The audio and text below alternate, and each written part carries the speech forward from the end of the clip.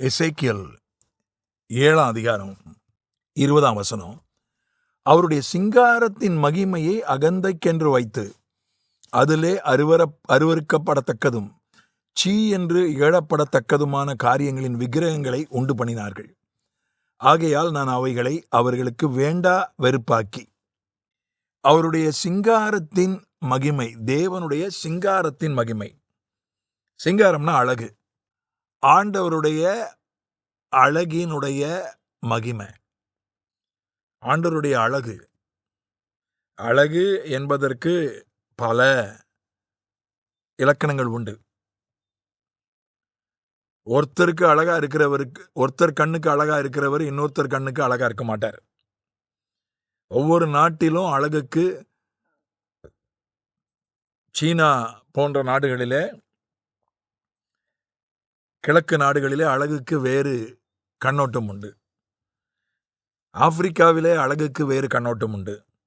மேற்கத்திய நாடுகளிலே அழகுக்கு வேறு கண்ணோட்டம் உண்டு. ஆனா அழகு என்பது ஒரு மகிமையான ஒரு விஷயம்.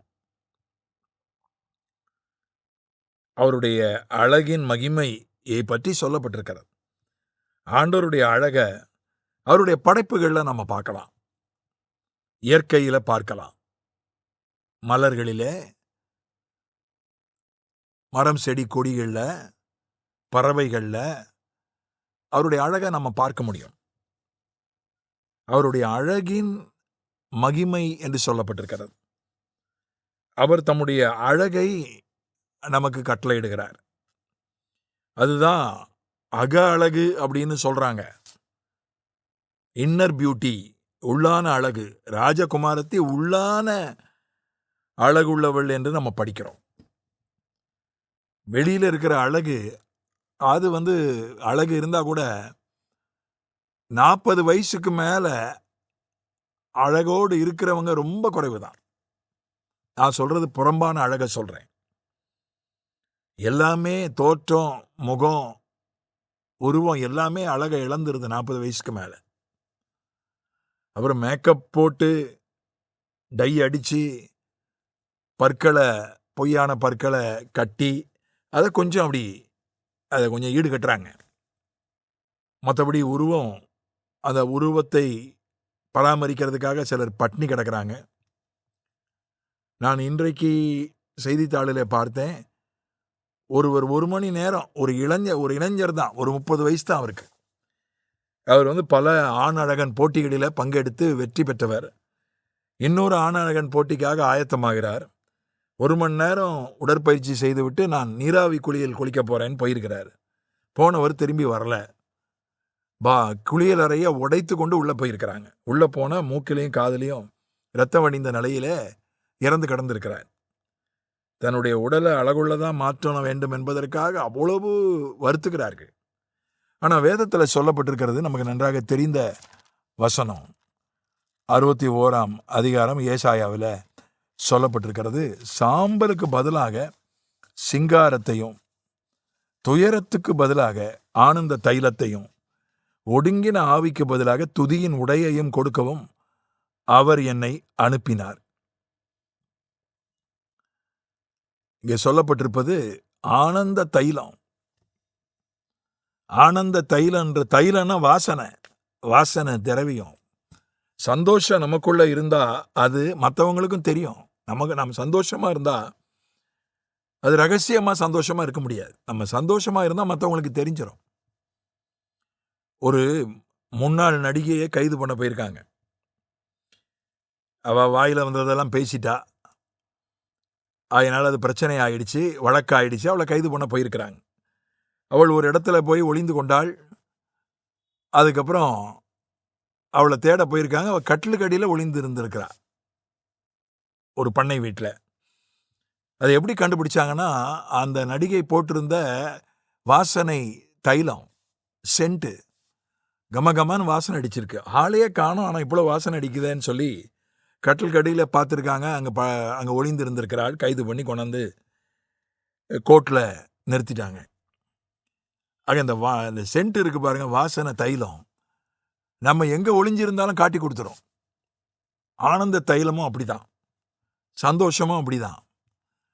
நாம் சந்தோஷமா இருந்தா அதை மறைச்சு வைக்கவே முடியாது. மற்றவங்களுக்கு அது தெரிஞ்சிடும். அது மாதிரி துதியின் உடை. நம்ம நல்ல உடை அணிவது நல்லது, தப்பில்லை. ஆனா ஆவிக்குரிய உடை துதி, ஆண்டவரை துதிப்பது, ஆண்டவரை சோத்தரிப்பது, அவருக்கு நன்றி செலுத்துவது, அவரை ஆராதிப்பது, அவரை பாடுவது. சிலர் பாருங்க, அவங்க ஆள் பாதி ஆடை பாதின்னுவாங்க.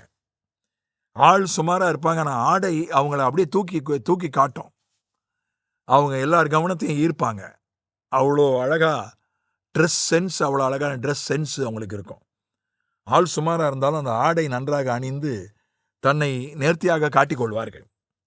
அது மாதிரி நமக்கு மற்றதெல்லாம் கொஞ்சம் வீக்காக இருந்தால் கூட ஆண்டவரை நல்லா துதிச்சு பாடி ஆராதிச்சு, ஆராதனை துதிப்பது என்பது ஏதோ அது ஒரு பெர்ஃபார்மன்ஸ் இல்லை.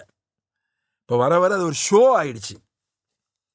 ஆராதனை என்பது ஒரு ஷோ அல்ல, அது ஒரு ஊழியம். பாடல் என்பது, அது இசை என்பது அது ஒரு கலை அல்ல, அது ஆண்டவருக்கு செய்கிற ஒரு ஊழியம். ஆண்டவரை இருதயத்தின் ஆழத்திலிருந்து துதிக்கணும். குரலை பற்றி கவலை இல்லை.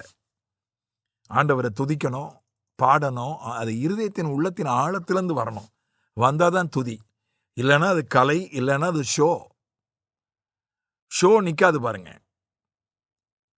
அதுக்கு பலம் இருக்காது. கலை நிற்காது, கலைக்கு பலம் இருக்காது. ஆவிக்குரிய ரீதியாக சொல்கிறேன். ஆனால் ஒரு இசையமைப்பாளர்கிட்ட கேட்டாங்க, இசை உங்களுக்கு என்னன்னு கேட்டாங்க. அதுதான் கடவுள் அப்படின்னாரு. கடவுளுக்கு மேலே